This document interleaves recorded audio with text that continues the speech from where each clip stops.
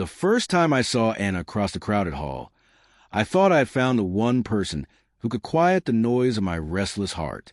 She was vibrant, a light that drew people in effortlessly, laughter spilling from her like champagne. I told myself she was worth the risk, even when I noticed how often men lingered near her, how easily she seemed to blur the line between friendliness and flirtation. In the beginning, I convinced myself it was harmless. I believed her when she said she was just being friendly, that I was imagining things, that my worries were nothing but insecurity. Love makes you blind, and I wore that blindness proudly, thinking devotion alone could steady us. But devotion is not enough when one person mistakes love for possession and respect for a game. It started with whispers, little comments she made to her sisters when she thought I wasn't listening. I heard them once on the patio, voices low but slicing sharp through the night air. "He's obsessed with me," Anna told them, giggling.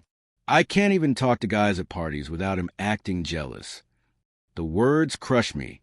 I hadn't asked for control, hadn't demanded her silence. I had only asked her not to cross the fragile boundary of respect by flirting with strangers in front of me. Was that obsession? Or was it the simplest request any partner could make? Her sisters laughed with her, mocking me like I was some needy fool clinging to her shadow. I swallowed the hurt, told myself to be stronger, told myself that love meant patience. But the cracks were spreading. The night it all broke began like any other social gathering. Music thrummed, glasses clinked, and laughter swirled through the air like smoke. Anna was radiant in her red dress, her sisters orbiting her like satellites, feeding off her energy. I stood by her side, trying to enjoy the night, though I could already feel the unease tightening in my chest as men drifted toward her, drawn as if she were fire and they were moths.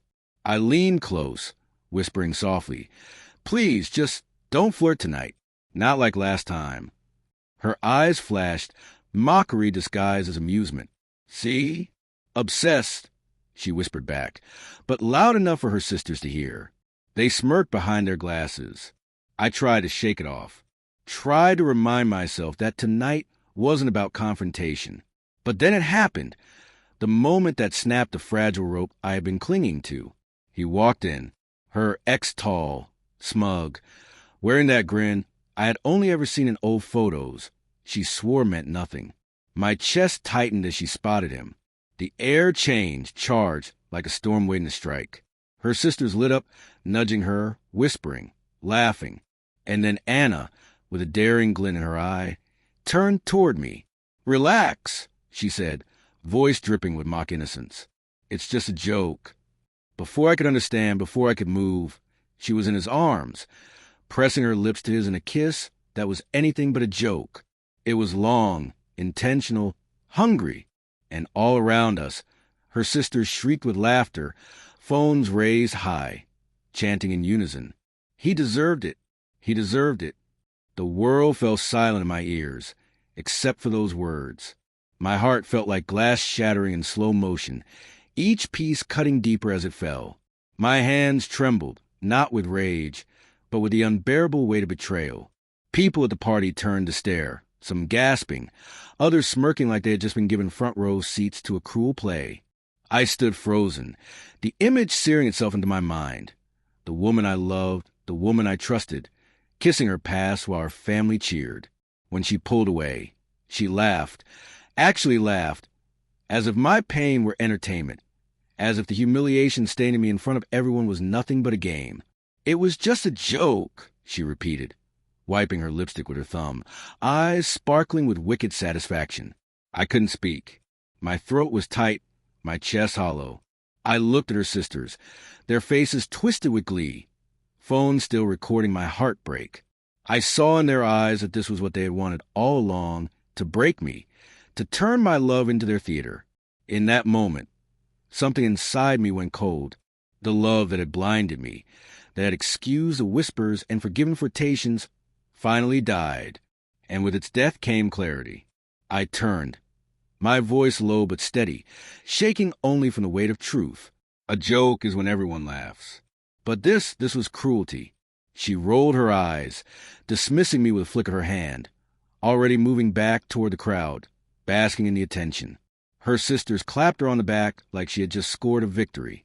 But it was not victory. It was the end. I walked out of that house, out of that noise, out of the grip of a love that had turned poisonous. The night air hit me hard, cool against the heat of my tears. Each step felt like breaking free, though my heart cracked with every movement. I thought of all the moments I had defended her to friends who warned me, the times I had told myself patience was strength, that she would see my love and change. But people do not change when they are celebrated for cruelty. They only grow bolder. Her sisters would post a video. I knew.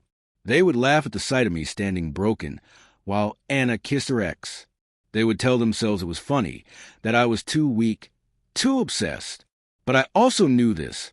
One day, when the laughter fades and the cruelty no longer feeds them, they will look back at that night and realize it was not me they humiliated. It was themselves. And though I carried the scars of betrayal, I also carried something they could never take, the strength to walk away, to let go of love that mocked me, of loyalty that was never returned, of family that thrived on my humiliation. That night, I lost a woman I thought I loved. But I found something else, something fiercer, harder, and truer. I found the courage to never again settle for a love that laughs while I bleed,